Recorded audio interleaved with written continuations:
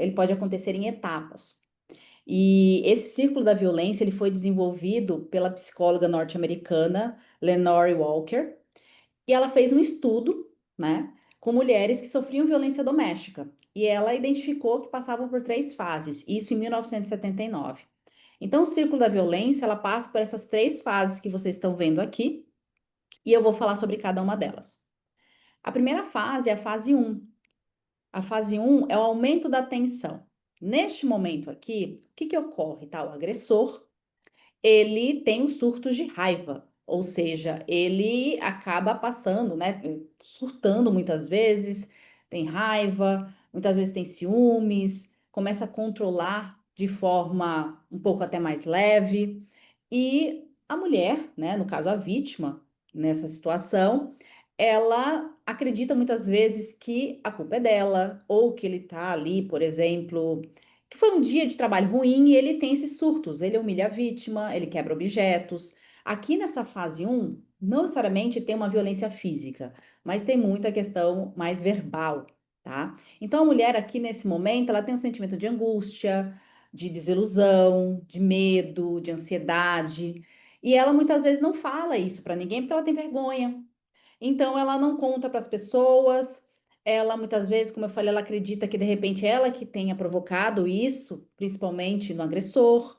Então ela se cala. E aí o que que acontece? Essa fase, ela pode durar dias ou anos. E aí ela vai o quê? Se desdobrar para a segunda fase. Na segunda fase, que é o ato de violência, né? Na segunda fase é o momento, inclusive, que o agressor ele explode, ou seja, ele passa do limite. E aí que começam a aparecer os atos de violência, que aí entra inclusive os tipos de violência que nós vamos falar também, que é a violência física, psicológica, a violência moral, patrimonial, sexual, que são os cinco tipos de violência que está, né, na Lei Maria da Penha. Nessa fase aqui já existe a violência. Nesta fase aqui, a mulher também vai ter o sentimento de culpa, fadiga, medo, só que tem um porém. Nessa fase, ela se sente paralisada ou impedida, né, de reagir por ela mesma, tá? Então, muitas vezes ela se paralisa, ela não tem ação, ela não tem reação, tá?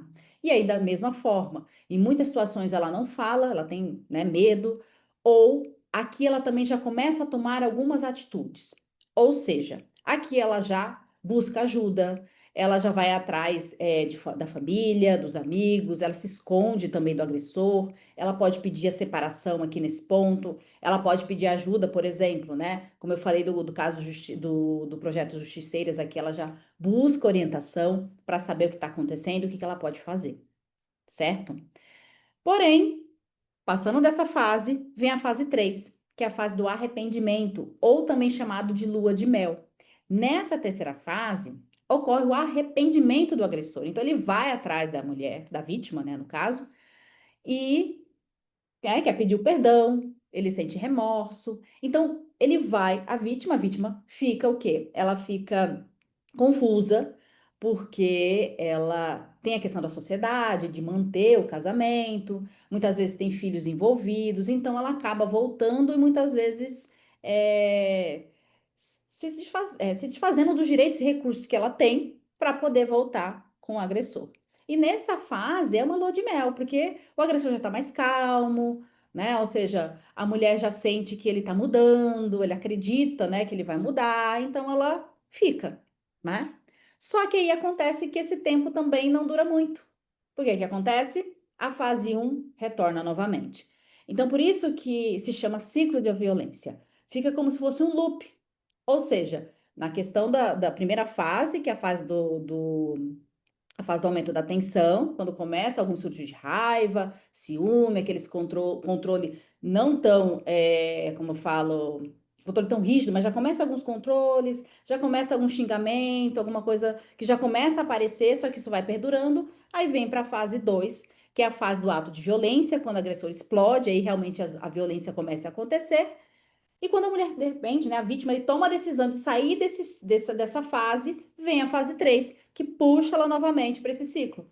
Que aí é o momento Quem tá tudo lindo e maravilhoso, ela acredita que vai ter essa mudança, fica, só que volta de novo para fase um, então fica nesse loop.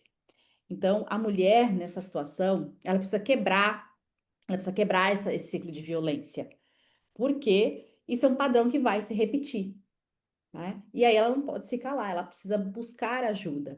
E aí, por isso que eu cito o exemplo do projeto Justiceiras, que justamente vem com essa orientação.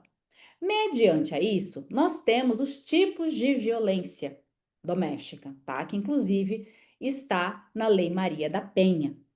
Esses tipos de violência, ele está dentro, principalmente ali da fase 2, né? Que eu falei, que é a fase do ato de violência ali. E agora eu vou chamar a